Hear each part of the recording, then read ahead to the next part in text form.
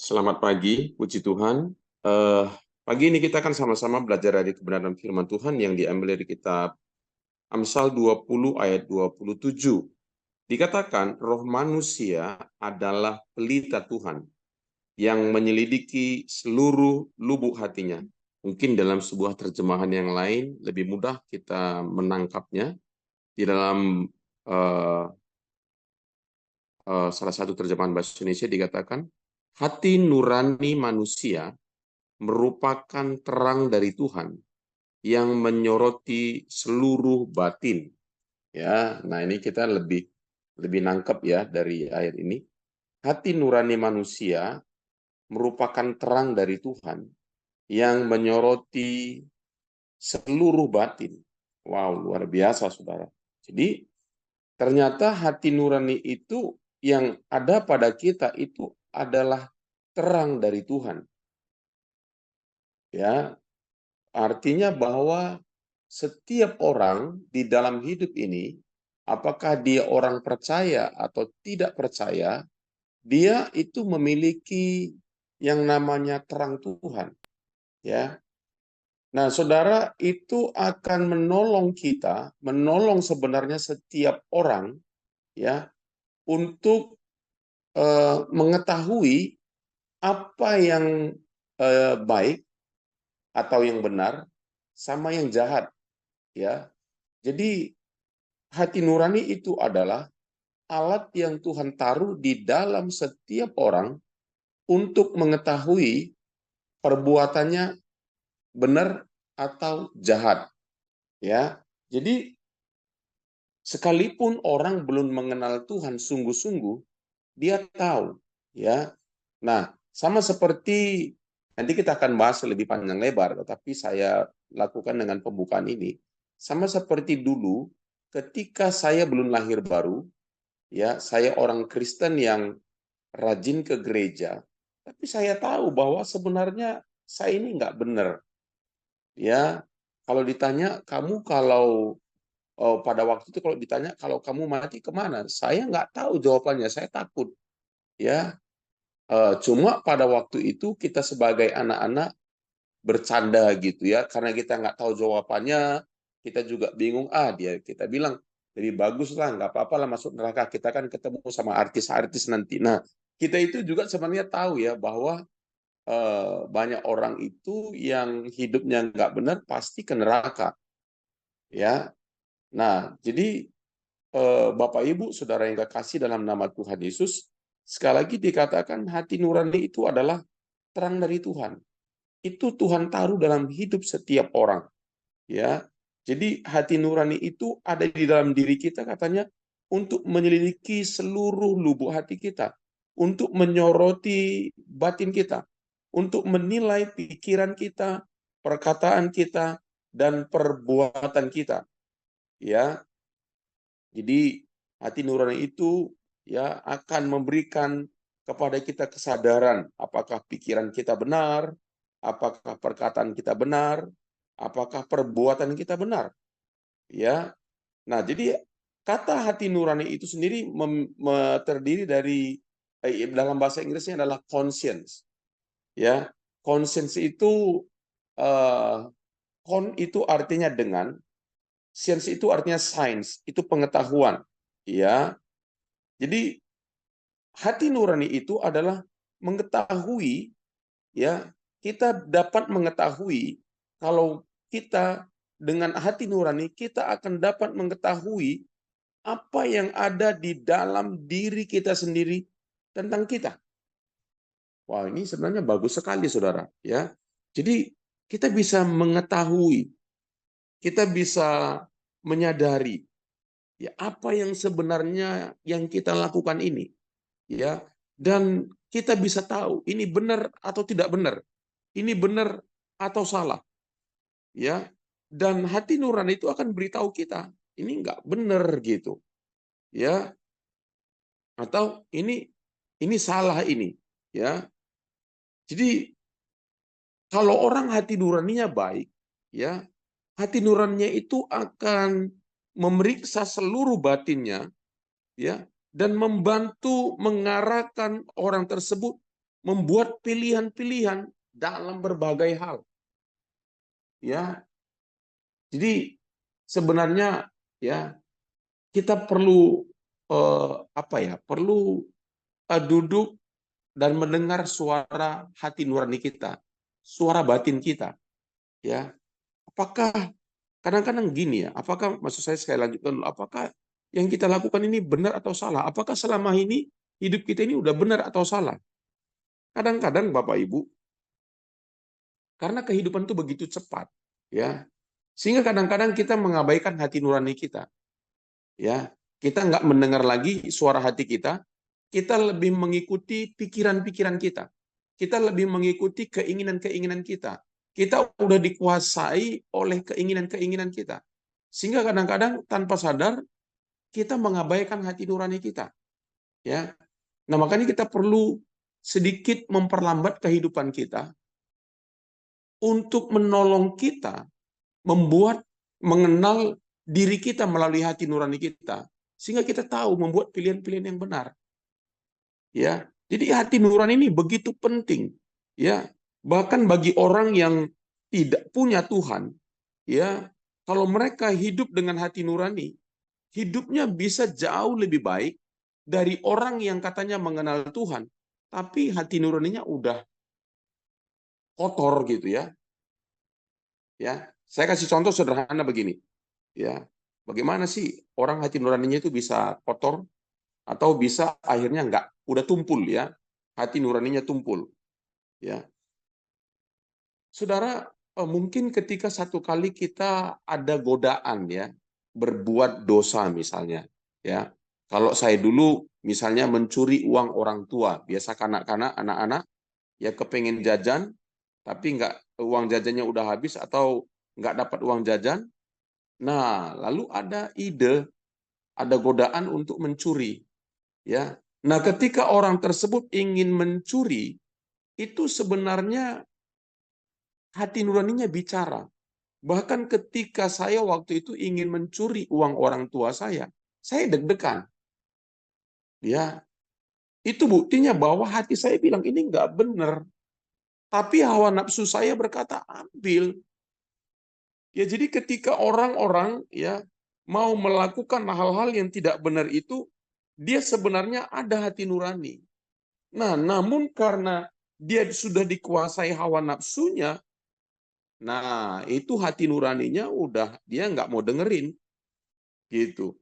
Karena keinginannya yang begitu kuat untuk mendapatkan apa yang dia inginkan itu begitu kuat, sehingga dia tidak lagi mengaktifkan hati nuraninya. Dia terobos hati nuraninya, ya. Tetapi sebenarnya dia tahu bahwa ini nggak benar gitu. Nah, itu kita udah mulai mengotorin hati nurani kita. Ya, sekali gitu ya. Dua kali masih masih hati nurani itu ada, dia bicara, ya. Jadi, nah, cuman dua kali kita nggak dengar juga, ya. Nah, lama-lama hati nurani kita udah nggak bunyi lagi. Makanya ketika kita melakukan kejahatan, kita seolah-olah tidak berbuat kejahatan, dan bahkan kita bisa apa ya? Kita bisa membela perbuatan jahat tersebut, ya. Nah, itu makanya kita mendengar ya sama seperti kita mendengar pembunuh berdarah dingin, ya. Kenapa disebut pembunuh berdarah dingin? Karena pembunuh itu sudah tidak lagi merasa itu berdosa. Bayangkan itu. Dia udah membunuh, ya. Dia itu tidak merasa dia berdosa gitu, ya. Sehingga dia merasa dia nggak bersalah, ya. Bayangkan betapa ngerinya kalau orang hati nuraninya itu udah kotor, ya nanti kita akan lihat bahkan hati nurani ada orang itu katanya hati nuraninya udah kandas. Jadi bisa tumpul hati nurani kita kalau kita tidak mau mendengar itu. Ya, lama-lama kotor, tumpul, ya, dan bahkan iman kita bisa kandas. Ya, jadi Ini yang penting sekali ya, yang penting sekali untuk kita pelihara hati nurani kita ya.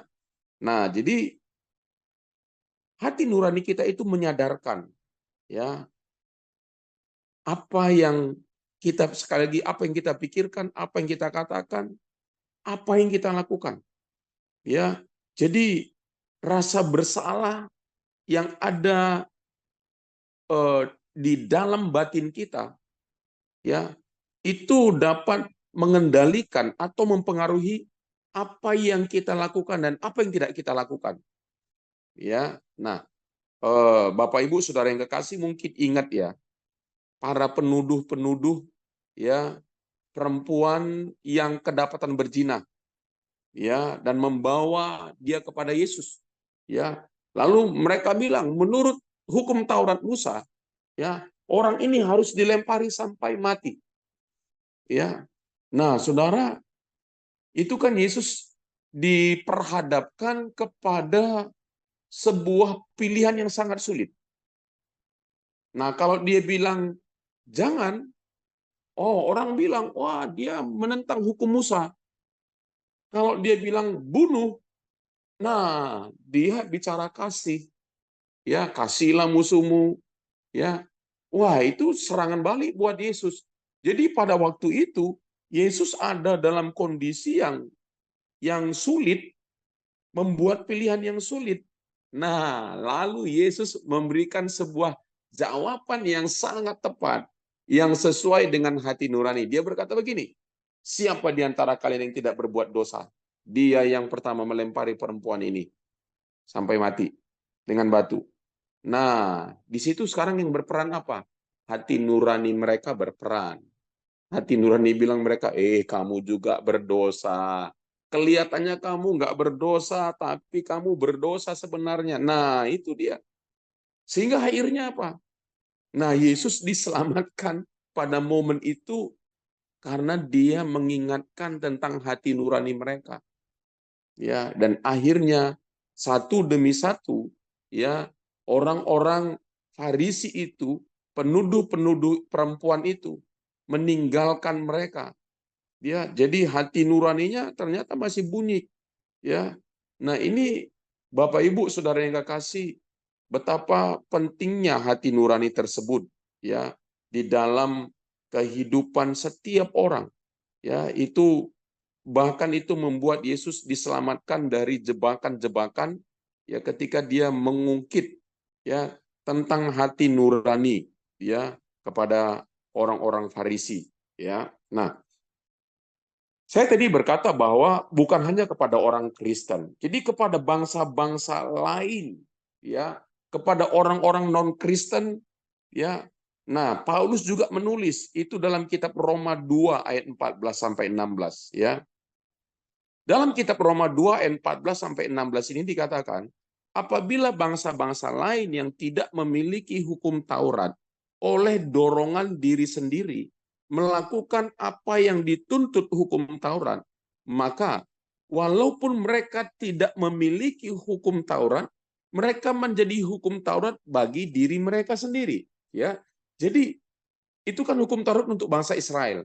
Bagaimana untuk bangsa-bangsa lain yang bukan bangsa pilihan, yang memang bukan bangsa Israel, yang mereka tidak mengenal hukum Taurat?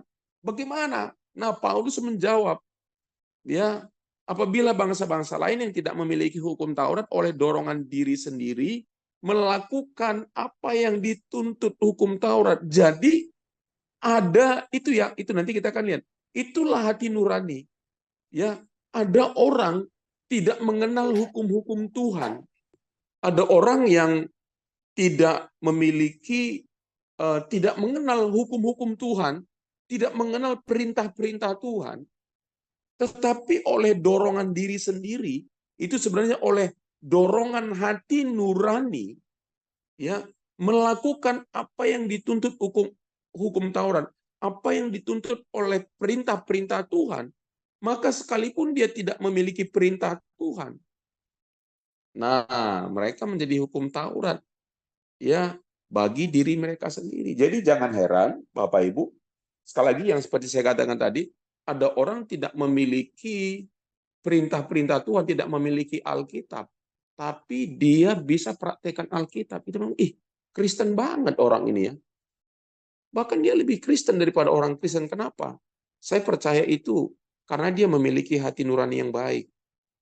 Ya, mungkin ada agama-agama yang apa namanya melegalkan pembunuhan buat sesama sesama manusia yang mungkin berbeda agama, tapi ada orang yang tidak mau melakukannya, pengikut agama tersebut. Kenapa?